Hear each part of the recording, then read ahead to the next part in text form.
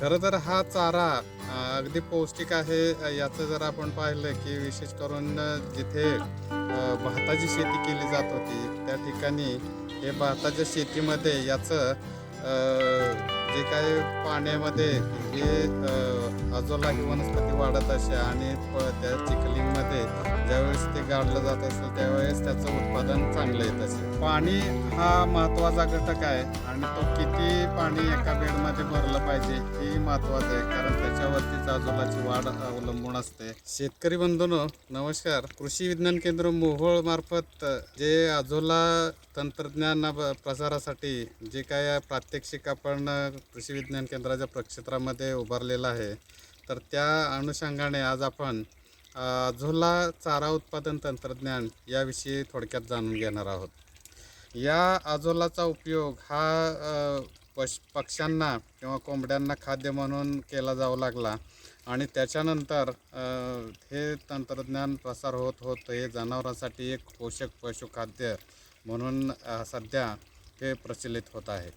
तर अझोला पिन्नटा या वर्गातील हे एक नेचे किंवा फर्न वर्गातील वनस्पती आहे.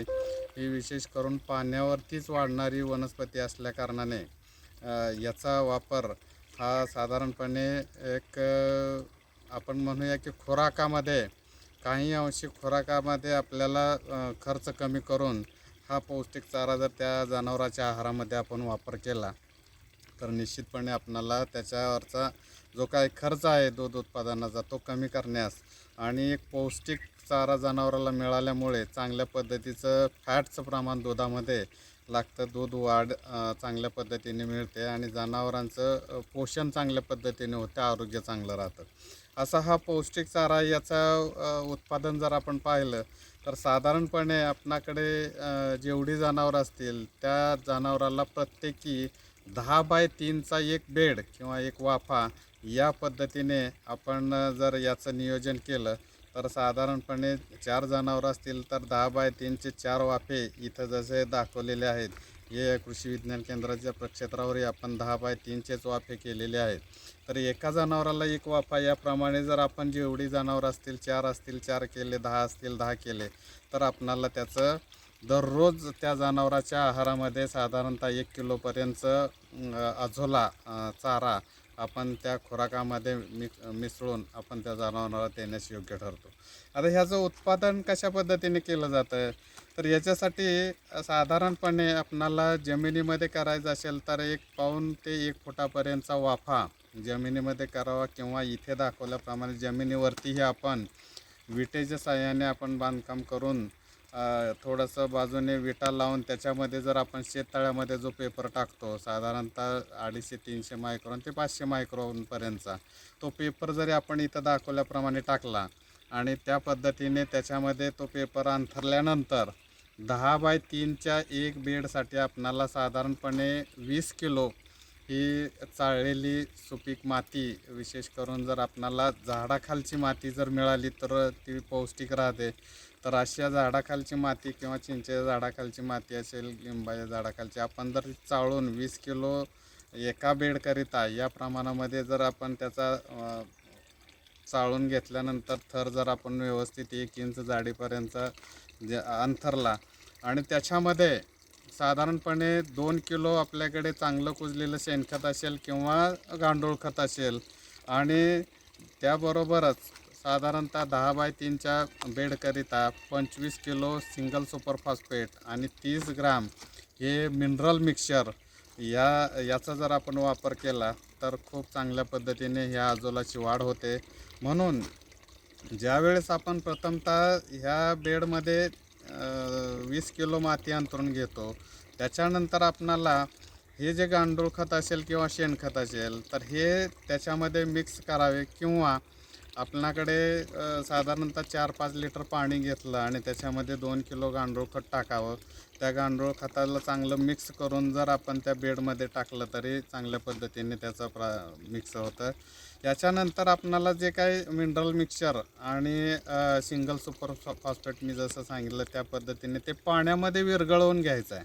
म्हणजे ते बेडमध्ये असंच न टाकता त्याचं पाण्यामध्ये पूर्णपणे विरघळवून घ्या आणि नंतर तिथं तुम्ही ते बेडमध्ये पाणी भरल्यानंतर त्याच्यावरती सोडलं तर ते सगळीकडे समान ह्याच्यामध्ये त्याचं वितरण होतं आहे.